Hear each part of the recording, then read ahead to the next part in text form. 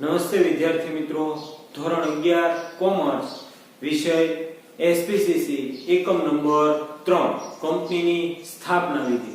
બરોબર ને? તો હવે આપણે ગયા વિડિયો લેક્ચરની અંદર છે એક તો કંપનીનો અર્થ, કંપનીની વ્યાખ્યા અને કંપનીના લક્ષણો વિશે છે એ માહિતી મેળવી. બરોબર ને? કે ભાઈ સામાન્ય રીતે કંપનીનો અર્થ શું થાય?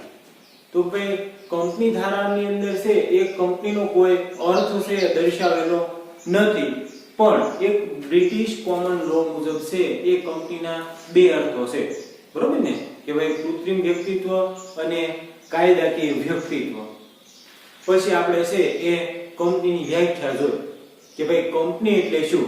તો ભાઈ કંપની એટલે કંપની ધારા 2013 પ્રમાણે અથવા તો એ પહેલાનો કોઈ પણ કંપની ધારો હોય એ પ્રમાણે સ્થપાયેલી કંપની.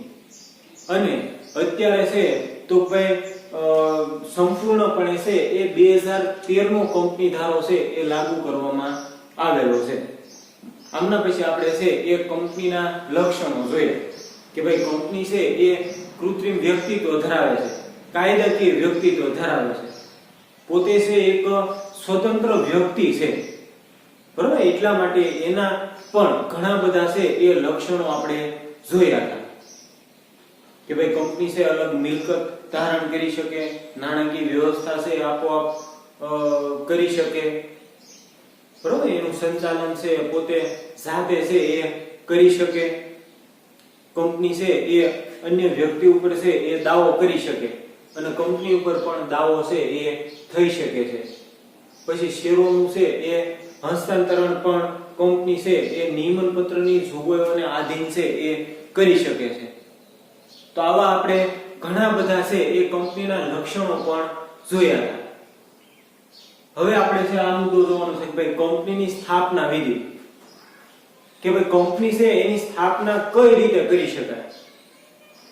તો આપણે શરૂઆતમાં જોયું કે ભાઈ કંપનીની સ્થાપના કરવી એ કાર્ય ખૂબ જ જટિલ અને ખર્ચાળ છે. આ કાર્ય લાંબુ પણ છે. હવે આજ વિચાર આવો ને કાલ કંપનીની સ્થાપના કરી શકાતી નથી. બરોબર ને? એના માટે છે એ પ્રક્રિયા ઘણી બધી લાંબી છે કરવી પડે. તો આ કંપનીની સ્થાપના કરવા માટે છે એ બે તબક્કામાંથી પસાર થવું પડે. બરોબર ને? તો ભાઈ એની અંદર છે બે તબક્કા છે. એક તો પહેલો છે કે ભાઈ કંપનીની સ્થાપના પહેલા, એટલે કે નોંધણી પહેલાનો તબક્કો. બીજો છે કે ભાઈ નોંધણીનું પ્રમાણપત્ર મેળવવા અંગેનો તબક્કો. બરાબર ને? કે ભાઈ કંપનીની સ્થાપના કરવી હોય તો આ બે તબક્કામાંથી છે એ પસાર થવું પડે.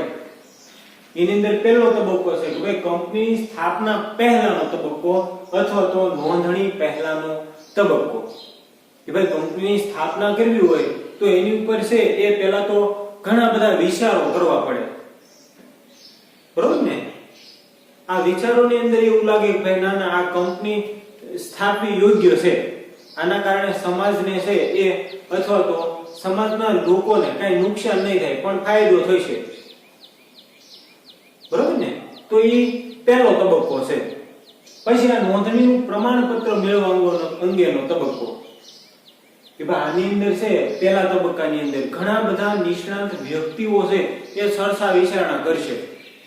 હવે ચર્ચા વિચારણાને અંતે આ પ્રતિષ્ઠિત વ્યક્તિઓ એને એવું લાગે કે ભાઈ ના આ કંપની છે એની સ્થાપના કરી શકાય. બરોબર ને? તો કંપનીની સ્થાપનાની કાર્યવાહી છે એ આગળ વધારવામાં આવે. અને એને એવું લાગે કે ભાઈ આ કંપની સ્થાપના કરવાની જરૂર નથી. તો આ વિચાર છે એ પડતો મૂકવામાં આવે છે. હવે આપણે છે અહીંયા પહેલો તબક્કો જોવાનો છે કે ભાઈ કંપનીની સ્થાપના પહેલાનો એટલે કે નોંધણી પહેલાનો તબક્કો. બરોબર. તો એની અંદર છે પછી પ્રક્રિયા લાંબી છે. તો એની અંદર પહેલું આવે કે ભાઈ ધંધાની સ્થાપનાનો વિચાર.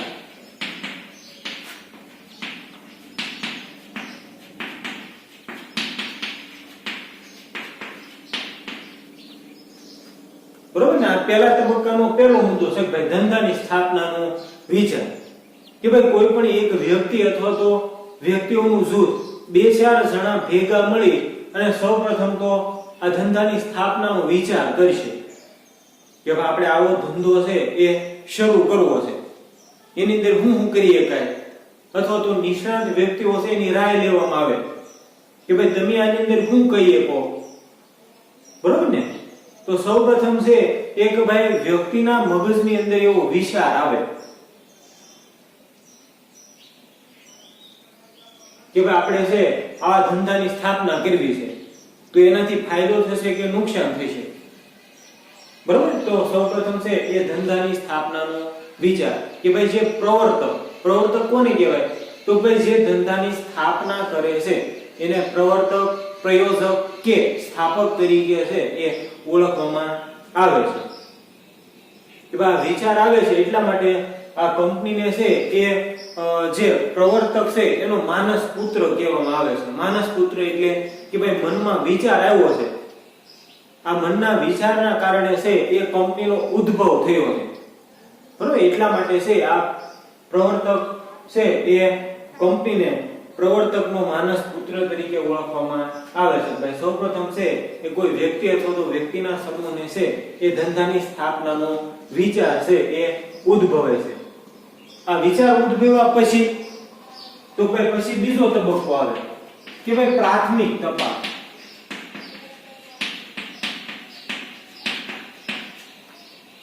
કે ભાઈ વિચાર આવ્યો પછી છે એ વિચાર ઉપર છે સૌપ્રથમ પ્રાથમિક તપાસ કરવામાં આવે. આ પ્રાથમિક તપાસની અંદર શું આવે તો ભાઈ પ્રાથમિક તપાસની અંદર આ સ્થાપનાનો વિચાર આવ્યો છે ધંધાની સ્થાપનાનો એ યોગ્ય છે કે નથી, એના દ્વારા સમાજને ફાયદો થશે કે નુકસાન થશે. બરોબર ને. એ પ્રાથમિક તપાસ છે કરવામાં આવે છે અને આ પ્રાથમિક તપાસ છે એ યોગ્ય લાગે તો પાછી પ્રક્રિયા છે એ આગળ વધશે અને પ્રક્રિયા આગળ વધે તો એની અંદર છે એ ત્રીજો મુદ્દો આવે કે ભાઈ વિગતવાર તપાસ.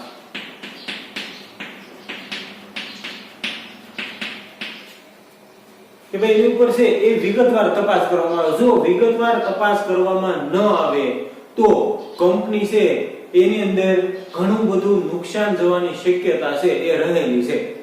એટલે વિગતવાર તપાસ છે એ કરવી ફરજિયાત છે. હવે વિગતવાર તપાસ છે એની અંદર શું કરવામાં આવે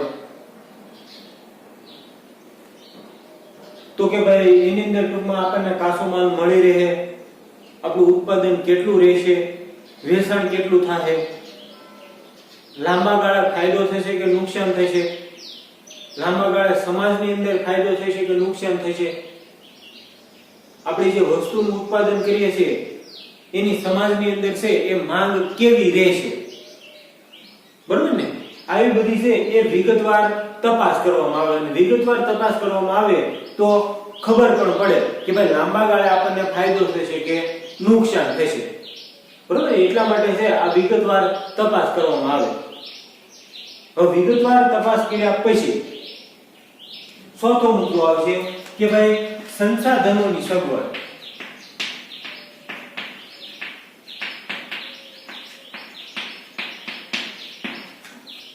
બરોબર ને. સંસાધનોની સગવડ.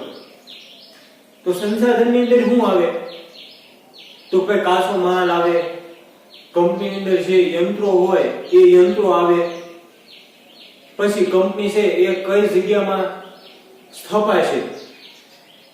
મોટા ભાગની કંપની છે એની સ્થાપના છે રહેણાંક વિસ્તાર હોય એનાથી દૂરના ભાગમાં કરવામાં આવે.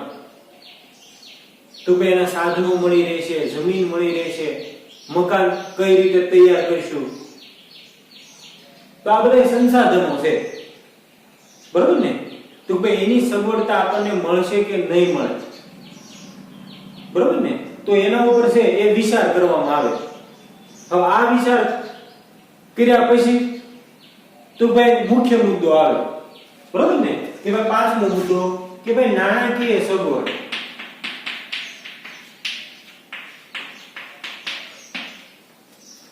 કે ભાઈ સંસાધનો વિશે વિચાર કર્યા પછી હવે દાખલા તરીકે જગ્યાએ મળી રહે, યંત્રોય મળી રહે, મકાને બની જાય, તો મુખ્ય મુદ્દો ભાઈ નાણાકીય સગવડ. નાણાં આપણને કઈ રીતે મળશે, બરોબર ને? તો એ મોટો પ્રશ્ન છે. તો ભાઈ નાણાકીય વ્યવસ્થા આપણે કઈ રીતે કરશું? દાખલા તરીકે કંપનીની સ્થાપના કરવી છે તો એના માટે જગ્યા લેવી પડે. જગ્યા લીધા પછી તો ભાઈ એના માટે છે મકાન તૈયાર કરવું પડે. મકાન તૈયાર થઈ ગયા પછી તો ભાઈ કંપનીની અંદર જે યંત્રો મૂકવાના હોય એ યંત્રો ખરીદવા માટે પણ નાણાકીય વ્યવસ્થા કરવી પડે, બરોબર ને? તો આ બધો વિચાર કર્યા પછી આ પહેલો તબક્કો છે એ પૂરો થાય છે. અને આ પહેલો તબક્કો સંપૂર્ણ વિઘ્ન વિના છે એ પાર પડે તો એના પછી છે એ નોંધણીનું પ્રમાણપત્ર છે એ મેળવવા માટેની પ્રક્રિયા કરવી પડે, બરોબર ને? પણ પહેલા આ તબક્કામાંથી છે એ પસાર થવું પડે, બરોબર? તો હવે આપણે છે આ કંપની સ્થાપના પહેલાનો એટલે કે ભાઈ નોંધણી પહેલાનો તબક્કો એમના વિશે છે આપણે પાઠ્યપુસ્તકમાંથી વિગતવાર છે એ માહિતી મેળવી, બરોબર? તો જો એની અંદર કે ભાઈ કંપનીની સ્થાપના વિધિ, તો એમાં છે કે ભાઈ કંપનીની સ્થાપના કરવામાં ઘણી બધી કાયદાકીય જોગવાઈઓનું પાલન કરવું પડે છે. કે ભાઈ કંપનીની સ્થાપના કરવી હોય તો ઘણી બધી કાયદાકીય જોગવાઈઓનું પાલન કરવું પડે. તો ભાઈ કાયદાકીય જોગવાઈ તો ભાઈ એવો કાયદો છે કે ભાઈ કોઈ પણ કંપનીની સ્થાપના કરવી હોય તો એ રહેણાંક વિસ્તારથી દૂર કરવી ફરજિયાત છે, બરોબર ને? પછી અમુક ટકા ટેક્સ છે સરકારને ભરવો પડે. પછી આ કંપની ધારાની જે નીતિ નિયમો છે એનું પાલન કર્યા પછી જ કંપનીની સ્થાપના થાય. તો એ ઘણી બધી કાયદાકીય જોગવાઈઓનું પાલન કરવું પડે છે. સ્થાપના વિધિ જટિલ અને ખર્ચાળ છે. આ કાર્ય અચાનક થઈ જતું નથી, તે માટે નીચેના તબક્કામાંથી છે એ પસાર થવું પડે છે. કે ભાઈ કંપનીની સ્થાપના કરવી હોય તો એ અચાનક નહીં થઈ જતી. પણ આ વિચાર આવ્યો તો કાલ કંપનીની સ્થાપના છે થઈ જાય એવું બનતું નથી, પણ એના માટે છે થોડોક સમય લાગે, બરોબર ને? કે ભાઈ હવે કીધું છે કે ભાઈ નીચેના બે તબક્કામાંથી છે પસાર થવું પડે. તો એની અંદર પહેલો તબક્કો છે કે ભાઈ સ્થાપના પહેલાનો તબક્કો કે નોંધણી પહેલાનો તબક્કો, અને બીજો તબક્કો છે નોંધણીનું પ્રમાણપત્ર મેળવવાનો તબક્કો, બરોબર? કંપનીની સ્થાપના કરવી હોય તો આ બે તબક્કામાંથી પસાર થવું પડે. એની અંદર પહેલો તબક્કો છે કે ભાઈ સ્થાપના પહેલાનો તબક્કો અથવા તો નોંધણી પહેલાનો તબક્કો. એની અંદર આ કંપનીની સ્થાપનાનો પ્રથમ તબક્કો છે. આ પ્રારંભિક તબક્કામાં કંપનીની સ્થાપનાની વ્યવહારુ શક્યતા, સાધનોની ઉપલબ્ધિ અને મૂડી વિશે છે એ તપાસ કરવામાં આવે છે. આમ કંપનીની સ્થાપના નીચેના તબક્કામાંથી છે એ પસાર થવું પડે છે. એની અંદર પહેલો મુદ્દો છે કે ભાઈ ધંધાની સ્થાપનાનો વિચાર. સૌપ્રથમ તો કોઈ પણ વ્યક્તિને છે એ ધંધાની સ્થાપનાનો વિચાર આવશે. એની અંદર કે ભાઈ કંપની સ્વરૂપમાં ધંધાની સ્થાપના અંગેનો ખ્યાલ એક વ્યક્તિ કે વ્યક્તિના સમૂહને ઉદ્ભવે છે, બરોબર? કોઈ પણ ધંધાની સ્થાપના કરવી હોય તો સૌપ્રથમ તો વિચાર આવે કે ભાઈ આમ કરી તો કેમ થાય, આમ કરી તો કેમ થાય. એટલે કીધું છે કે ભાઈ કોઈ એક વ્યક્તિ કે વ્યક્તિના સમૂહને છે આ ધંધાની સ્થાપનાનો વિચાર છે એ ઉદ્ભવે છે. આ ખ્યાલ ધંધાની સ્થાપના તરફ દોરી જાય છે કે ભાઈ આવો વિચાર આવ્યો તો એ ધંધાની સ્થાપના તરફ છે એ દોરી જાય છે. પછી સ્થાપકના આ બીજારોપણને તેની કલ્પના શક્તિ અને સર્જકતા પહોંચે છે. કે ભાઈ પછી એવી કલ્પના કરવામાં આવે ભાઈ આમ કરશું તો આમ થાય, આમ કરશું તો આમ થાય, આવું ઉત્પાદન થાય, સમાજની અંદર માંગ વધશે તો આપણને આવક પ્રાપ્ત થશે, બરોબર ને? આવી કલ્પના શક્તિ ઉદ્ભવે અને એના કારણે છે એક કંપનીની સ્થાપના થાય, સર્જન થાય કંપનીનું, બરોબર. એટલે સર્જકતા પોષે છે તે તેમાં રહેલા જોખમો ઉઠાવવા તૈયાર હોય છે અને માનવ શક્તિ તેમજ માલ સામાનને ક્રિયાશીલ કરી ધંધા તરફ વાળે છે. કે ભાઈ કંપનીની સ્થાપના કરવી હોય તો એની અંદર ઘણી બધી ખોટ પણ ખાવી પડે, રોકાણ પણ કરવું પડે, ક્યારેક આપણને આવક પણ પ્રાપ્ત થાય, ક્યારેક ખોટ પણ પ્રાપ્ત થાય. એટલે એવા ઘણા બધા જોખમો હોય તો એ જોખમો ઉઠાવવા માટે આ વ્યક્તિ અથવા તો વ્યક્તિનો સમૂહ છે એ તૈયાર થાય છે અને એના કારણે આ માનવ શક્તિ અને માલ સામાન્ય છે એ ક્રિયાશીલ કરશે. કે ભાઈ કંપનીની સ્થાપના કરી તો એની અંદર છે એ કામ કરવા વાળા અમુક કર્મચારીઓ પણ રાખવા પડે, બરોબર ને. પછી એની અંદર કાચો માલ લાવી અને તૈયાર માલ છે કે ભાઈ વસ્તુ તૈયાર કરવી પડે, બરોબર. તો આ માલ સામાન્ય છે એ ક્રિયાશીલ કરી ધંધા તરફ વાળે છે ત્યારે કંપની અસ્તિત્વમાં આવે છે. આ બધી પ્રક્રિયા થાય પછી છે એ કંપની અસ્તિત્વમાં આવે. એટલા માટે કંપનીને પ્રવર્તકનો માનસ પુત્ર છે એ કહેવામાં આવે છે. જો એક માર્કનો પ્રશ્ન પૂછાય કે કંપનીને છે એ કોનો માનસ પુત્ર, તો કે પ્રવર્તકનો માનસ પુત્ર છે એ કહેવામાં આવે છે. બીજો મુદ્દો છે પ્રાથમિક તપાસ. એવા વિચાર આવી ગયા પછી પ્રાથમિક તપાસ છે એ કરવામાં આવે છે. એની અંદર વૈચારિક ખ્યાલની શક્યતાઓ નિષ્ણાતો દ્વારા તપાસવામાં આવે છે. ભાઈ આ કંપનીની સ્થાપનાનો વિચાર ઉદ્ભવ્યો તો આ વિચાર છે એ નિષ્ણાતો દ્વારા તપાસવામાં આવે છે કે આ વિચાર યોગ્ય છે કે નથી, બરોબર ને. એટલે ભાઈ નિષ્ણાત વ્યક્તિઓ દ્વારા છે આ ખ્યાલને તપાસવામાં આવે છે. આવક અને ખર્ચ અંગે અંદાજ લગાવવામાં આવે છે કે ભાઈ આની અંદર કેટલી આવક થાય, કેટલો ખર્ચો થાય, એનો અંદાજ લગાવવામાં આવે છે. અને જો પરિણામ સંતોષકારક હોય તો ઘનિષ્ઠ તપાસ છે એ કરવામાં આવે છે કે ભાઈ નિષ્ણાતોને આ ખ્યાલ યોગ્ય લાગ્યો, બરોબર ને, તો એના ઉપર છે એ ઘનિષ્ઠ તપાસ કરવામાં આવે છે, બરોબર. તો આ પ્રાથમિક તપાસ છે. પછી વિગતવાર તપાસ છે. તો એની અંદર કે ભાઈ જો વિસ્તૃત તપાસ કરવામાં ન આવે તો વિપરીત પરિણામો છે એ આવી શકે છે. કે ભાઈ ઘણું બધું રોકાણ કરવાનું છે એટલા માટે એની ઉપર ઘણા બધા વિચારો છે કરવા પડે. જો આ વિચાર કરવામાં ન આવે તો